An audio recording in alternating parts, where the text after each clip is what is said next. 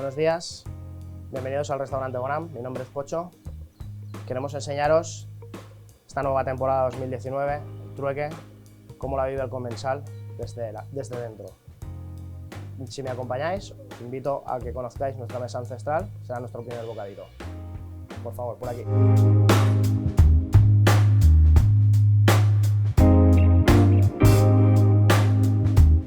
Bueno, aquí llegamos a nuestra mesa ancestral, ¿vale? Esta mesa intentamos recrear las técnicas que nos han enseñado los pescadores locales que utilizaban antiguamente.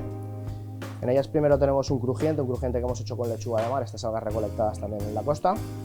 Después pasamos al pescado. El pescado es un lomo de bonito, que hemos madurado en sangacho y colatura, y después lo hemos embadurnado en nuestras especies, un curry de especies que hemos elaborado con especies recolectadas en la zona baja del Mongo.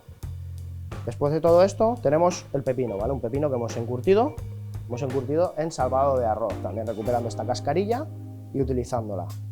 Para terminar lo hemos impregnado todo con un aceite de anchoas, ¿vale? Recuperando la colatura del principio y para darle un toque de fresco. Espero que lo disfruten.